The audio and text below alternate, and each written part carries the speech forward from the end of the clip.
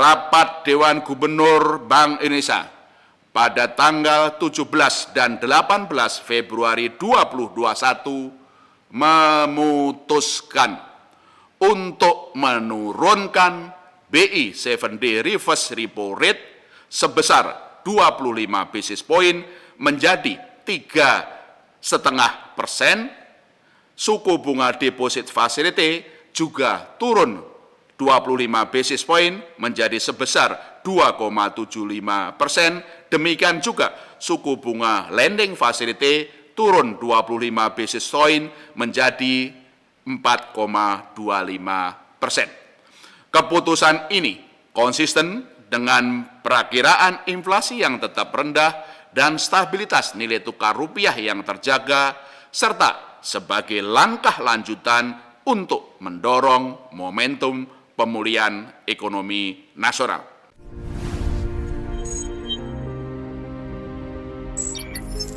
Bank Indonesia juga menempuh langkah-langkah kebijakan sebagai tindak lanjut sinergi kebijakan Komite Stabilitas Sistem Keuangan (KSSK) dalam paket kebijakan terpadu untuk peningkatan pembiayaan dunia usaha dalam rangka percepatan pemulihan ekonomi nasional, yaitu sebagai berikut. Pertama, melanjutkan kebijakan stabilisasi nilai tukar rupiah agar sejalan dengan fundamental dan mekanisme pasar. Kedua, melanjutkan penguatan strategi operasi moneter untuk mendukung stand kebijakan moneter akomodatif.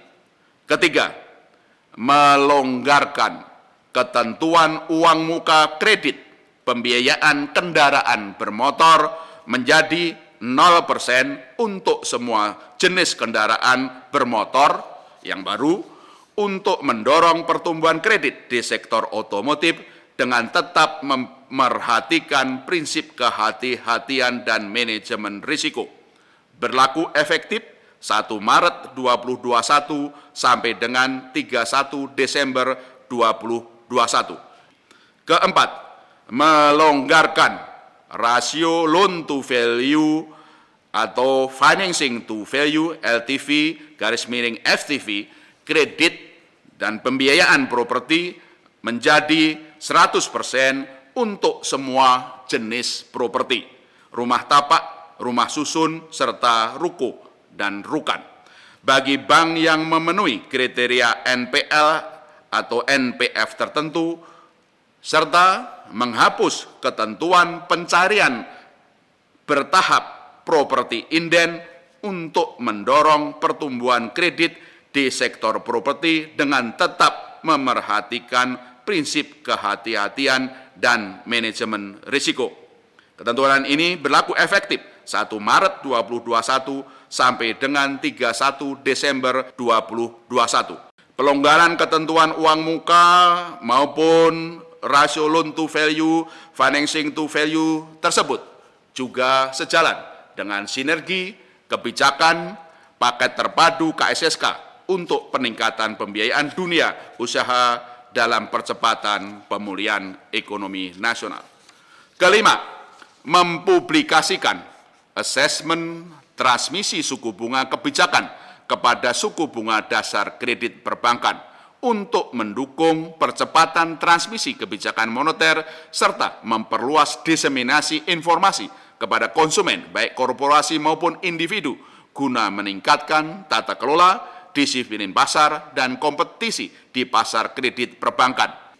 Keenam, memfasilitasi penyelenggaraan promosi perdagangan dan investasi pada sektor-sektor produktif, sektor pariwisata, serta melakukan sosialisasi penggunaan local currency settlement atau LCS baik di dalam maupun luar negeri, bekerja sama dengan instansi terkait khususnya Kementerian Luar Negeri dan KBRI di luar negeri, serta mitra-mitra kerja atau stakeholders terkait baik di pusat maupun di berbagai daerah.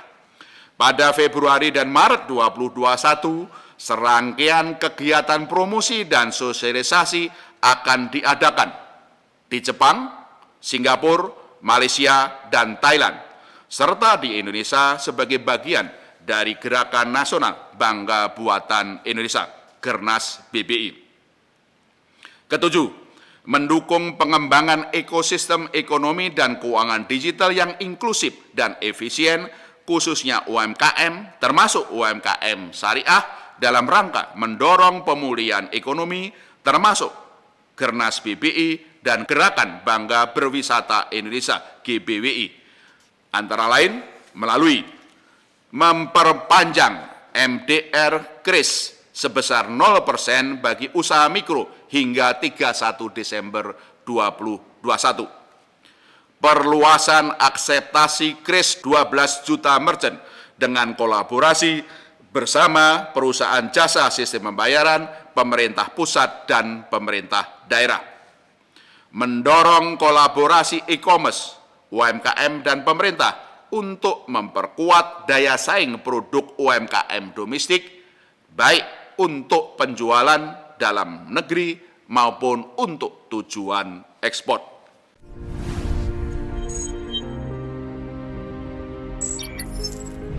Bank Indonesia akan mengarahkan seluruh instrumen kebijakan untuk mendukung pemulihan ekonomi nasional dengan tetap menjaga terkendalinya inflasi dan memelihara stabilitas nilai tukar rupiah, serta mendukung stabilitas sistem keuangan. Koordinasi kebijakan dengan pemerintah dan Komite Stabilitas Sistem Keuangan KSSK terus diperkuat, termasuk implementasi kebijakan-kebijakan lanjutan dalam paket kebijakan terpadu KSSK, dengan fokus pada upaya untuk mengatasi permasalahan sisi permintaan dan penawaran dalam penyaluran kredit pembiayaan dari perbankan dan sektor keuangan kepada dunia usaha pada sektor-sektor prioritas yang mendukung pertumbuhan ekonomi dalam rangka pemulihan ekonomi nasional.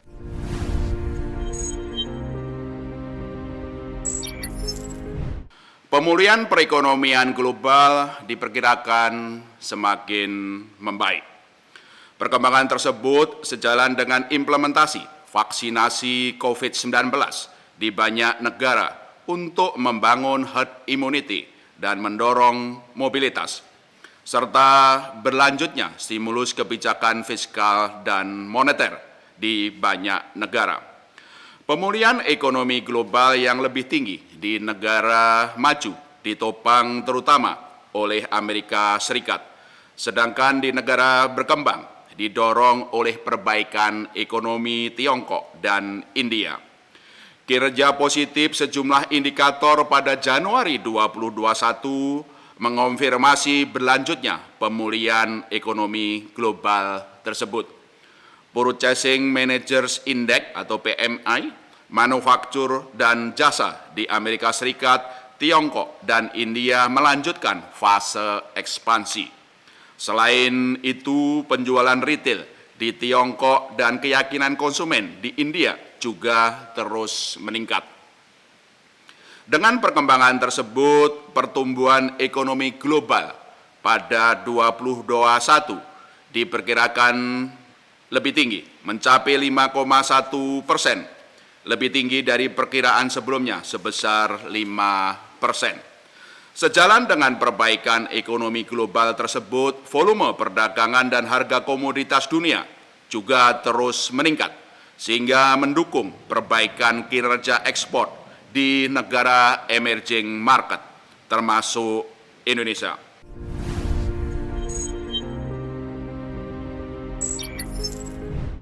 Neraca pembayaran Indonesia diperkirakan tetap baik, sehingga mendukung ketahanan sektor eksternal. Neraca pembayaran Indonesia secara keseluruhan tahun 2020 diperkirakan mengalami surplus, ditopang oleh defisit transaksi berjalan yang menurun, aliran masuk modal asing ke pasar keuangan domestik terus berlanjut, investasi portofolio yang mencatat net inflow sebesar 8,5 miliar dolar Amerika Serikat dari periode Januari hingga 16 Februari 2021. Sementara itu, neraca perdagangan pada Januari 2021 mencatat surplus sebesar $1,96 miliar didorong oleh ekspor yang kembali mencatat kenaikan sebesar 12,24% year on year, ditopang terutama oleh permintaan dari Tiongkok, Amerika Serikat, dan Jepang, serta kenaikan harga komoditas global. Posisi cadangan devisa Indonesia pada akhir Januari 2021 tercatat sebesar 138 miliar dolar Amerika Serikat atau setara dengan pembiayaan 10,5 bulan import atau 10 bulan import dan pembayaran utang luar negeri pemerintah. Posisi cadangan devisa tersebut berada jauh di atas standar kecukupan internasional sekitar 3 bulan import. Kedepan, defisit transaksi berjalan diperkirakan akan tetap rendah, yaitu sekitar 1% sampai 2% dari PDB pada tahun 2021, sehingga mendukung ketahanan sektor eksternal ekonomi Indonesia.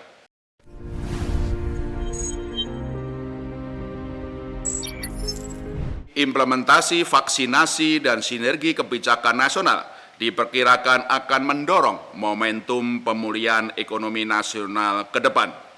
Pada triwulan 4 2020, sebagaimana kita ketahui, ekonomi Indonesia terkontraksi sebesar 2,19% year on year, terutama karena masih lemahnya konsumsi swasta dan investasi bangunan sebagai dampak masih terbatasnya mobilitas akibat pandemi COVID-19. Meskipun lebih rendah dari perkiraan, ekonomi pada triwulan 4 2020 membaik dengan kontraksi yang lebih rendah dari triwulan sebelumnya yang sebesar 3,49% year on year.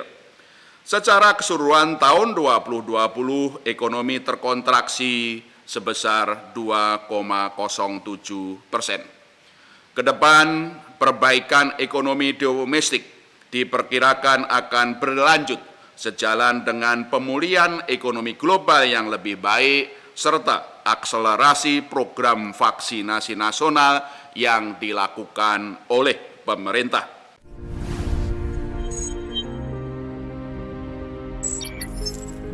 Nilai tukar rupiah menguat didukung langkah-langkah stabilisasi Bank Indonesia dan berlanjutnya aliran masuk modal asing ke pasar keuangan domestik.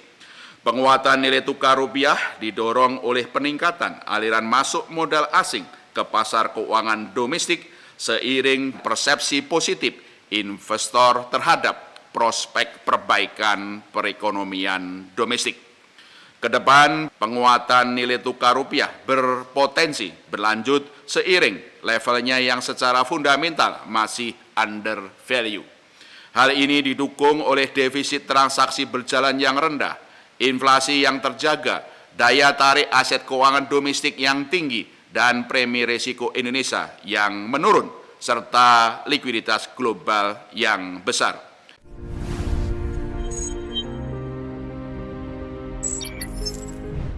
Inflasi pada tahun 2020 tercatat rendah, sejalan dengan permintaan yang belum kuat dan pasokan yang memadai. Inflasi indeks harga konsumen atau IHK pada Januari 2021 tercatat sebesar 0,26% month-to-month atau 1,55% year on year. Perkembangan tersebut dipengaruhi oleh inflasi inti yang terkendali pada level rendah sebesar 1,56% year on year. Inflasi kelompok administered prices juga tercatat rendah, terutama didorong oleh normalisasi penurunan tarif angkutan pasca libur akhir tahun. Inflasi kelompok volatile food juga terkendali, meskipun terdapat tekanan dari kenaikan harga komoditas pangan global dan tertahannya pasokan pada beberapa komoditas akibat antara lain cuaca. Inflasi pada tahun 2021 diperkirakan akan tetap terkendali dalam sasaran yaitu 3% plus minus 1%.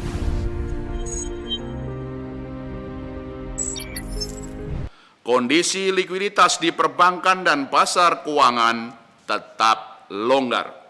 Sejak tahun 2020, Bank Indonesia telah menambah likuiditas atau sering disebut quantitative easing di perbankan sebesar 750,38 triliun rupiah atau 4,86% dari PDB, termasuk salah satu yang terbesar di emerging market yang terdiri dari 726,57 triliun rupiah kuantitatif easing pada tahun 2020 dan sebesar 23,81 triliun rupiah kuantitatif easing pada tahun 2021 hingga 16 Februari 2021.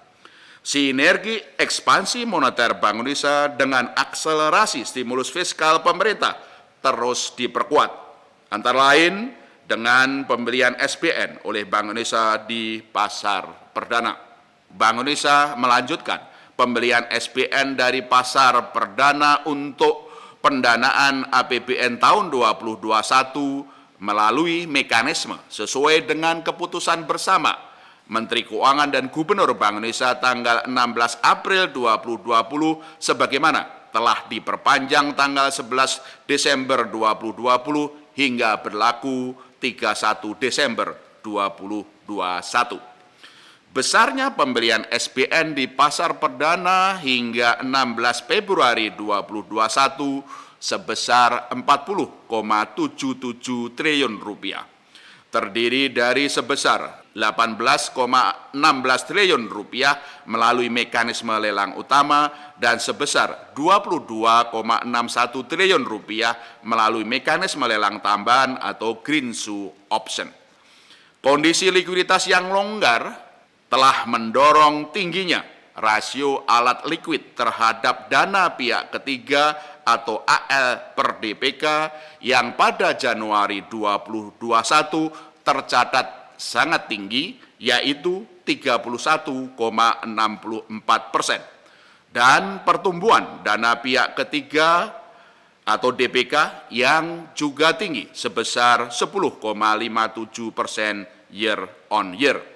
Dari besaran moneter, pertumbuhan besaran moneter dalam arti sempit, yaitu M1, maupun dalam arti luas, M2, pada bulan Januari 2021 juga tinggi, yaitu masing-masing sebesar 18,7% year on year dan 11,8% year on year.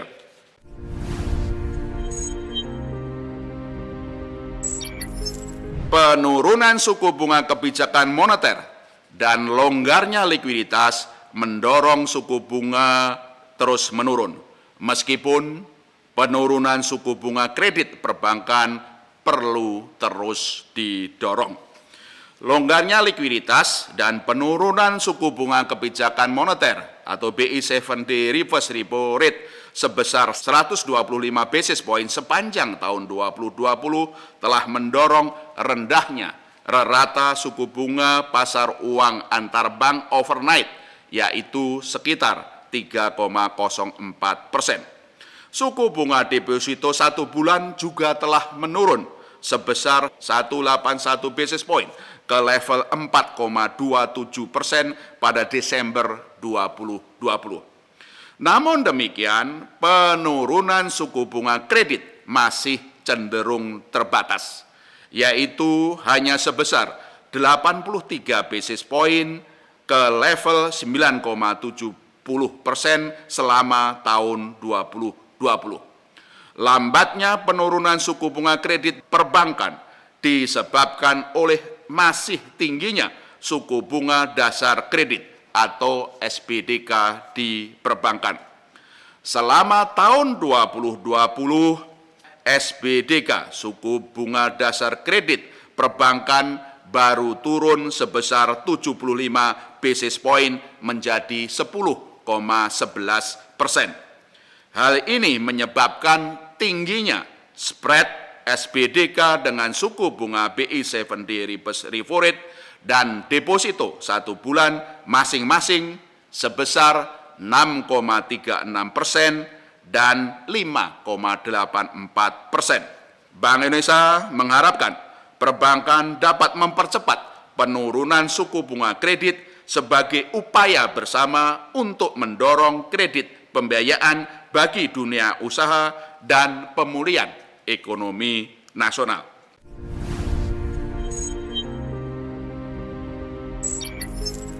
Ketahanan sistem keuangan tetap terjaga. Rasio kecukupan modal atau Capital Adequacy Ratio (CAR) perbankan pada bulan Desember 2020 tetap tinggi, yaitu sebesar 23,81%. Dan rasio kredit bermasalah non-performing loan (NPL) tetap rendah, yaitu 3,06% secara bruto dan 0,98% secara neto.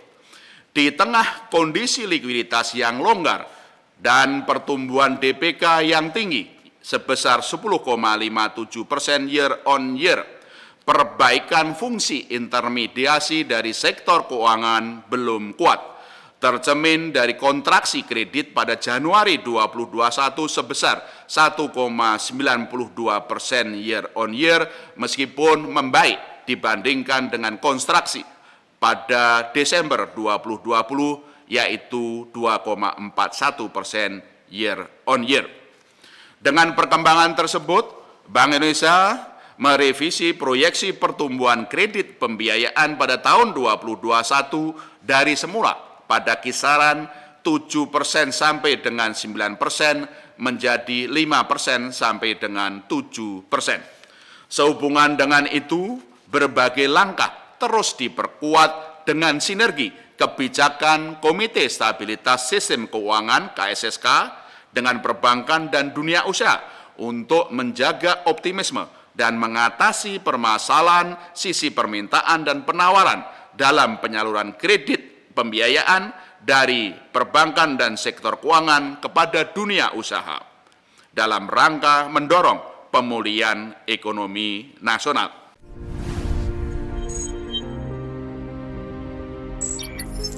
Di bidang sistem pembayaran, transaksi sistem pembayaran baik tunai maupun non-tunai termasuk digital payment tumbuh positif disertai pesatnya digitalisasi ekonomi dan keuangan. Bank Indonesia terus memperkuat kebijakan sistem pembayaran dalam rangka pengembangan ekosistem ekonomi dan keuangan digital yang inklusif dan efisien, serta untuk mendorong penguatan pemulihan ekonomi nasional sejalan dengan implementasi Blueprint Sistem Pembayaran Indonesia 2025. Digitalisasi sistem pembayaran yang ditempuh oleh Bank Indonesia tersebut antara lain melalui perluasan akseptasi QR Indonesian Standard (QRIS) berbasis komunitas dalam rangka mendukung program pemulihan ekonomi nasional dan pengembangan UMKM termasuk UMKM syariah, pengembangan infrastruktur retail sistem pembayaran yang cepat, mudah, murah, aman, dan andal untuk mendorong efisiensi dan perluasan pasar keuangan serta elektronifikasi penyaluran bantuan sosial dan transaksi pemerintah, khususnya pemerintah daerah. Untuk memperkuat penggunaan rupiah sebagai satu-satunya alat pembayaran yang sah di Negara Kesatuan Republik Indonesia, Bank Indonesia terus memperluas komunikasi kepada masyarakat dalam bentuk program Cinta Rupiah, Bangga Rupiah, dan Paham Rupiah.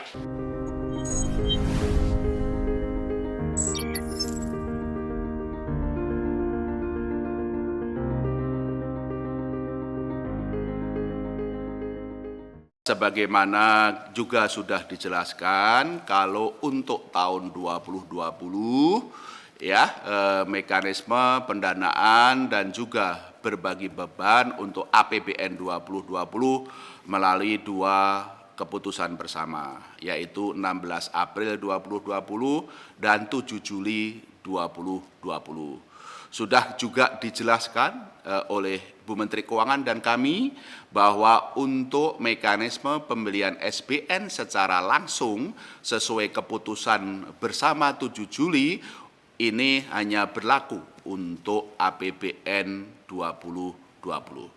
Sementara untuk APBN 2021 mekanismenya adalah Bank Indonesia melakukan pembelian SBN di pasar perdana sesuai dengan keputusan bersama Menteri Keuangan dan Gubernur BI tanggal 16 April yang sudah diperpanjang hingga 31 Desember 2021. Hingga 16 Februari yang lalu besarnya secara keseluruhan 40,77 triliun rupiah yang terdiri sebesar 18,16 triliun rupiah melalui mekanisme lelang utama dan sebesar 22,61 triliun melalui mekanisme lelang tambahan atau yang disebut green shoe option.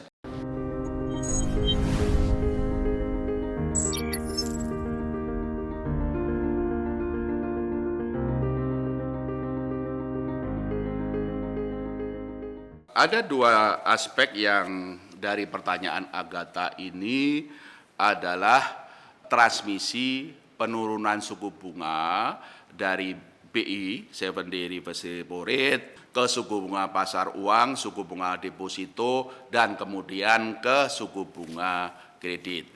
Dimensi atau aspek kedua adalah mengenai peningkatan kredit dan pembiayaan. Suku bunga kebijakan moneter selama tahun 2020 sudah turun 125 basis point menjadi 3,75. Hari ini kami turunkan lagi 3,5%. Suku bunga di pasar uang antar bank juga telah turun dan sangat rendah sekarang 3,04%. Suku bunga pendanaan perbankan antara lain tercermin dari suku bunga deposito 1 bulan juga turun sebesar 181 basis point ke level 4,27% pada Desember 2020. Tapi penurunan suku bunga kredit perbankan baru turun 83 basis point sepanjang tahun 2020 menjadi 9,7%. Kenapa? Karena tadi saya jelaskan, lambatnya penurunan suku bunga kredit disebabkan masih tingginya suku bunga dasar kredit atau SBDK perbankan yang selama tahun 2020 baru turun 75 basis point menjadi 10,11%. Sehingga spreadnya terhadap BI 7-day reverse repo rate maupun suku bunga deposito 1 bulan melebar dan mencapai 6,36% dan 5,84%. Di mana suku bunga dasar kredit yang tertinggi? Tadi kami sampaikan tercatat di bank-bank BUMN 10,79%, diikuti oleh BPD dan seterusnya.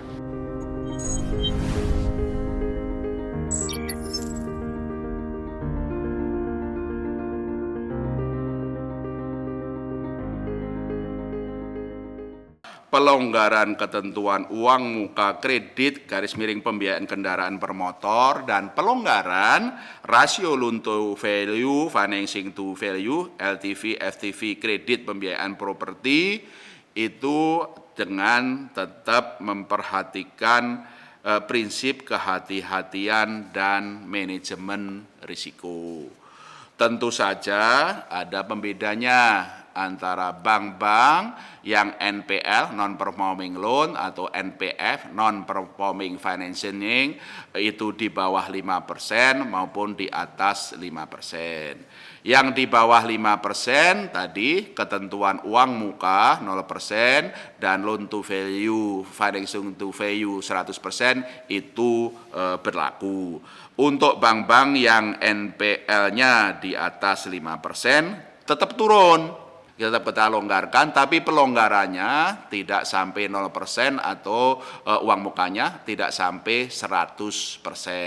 Kisarannya kalau untuk loan to value atau financing to value untuk bank-bank yang NPL NPF-nya itu di atas 5%, itu kisarannya antara 90 sampai 95%, kecuali untuk pembelian rumah tapak dan rumah susun pembelian pertama. Kalau pembelian pertama rumah tapak dan rumah susun untuk tipe di bawah 21 itu ketentuan LTV FTV-nya sama, yaitu 100%. Sementara lainnya FTV-nya atau LTV-nya antara 90 dan 95%.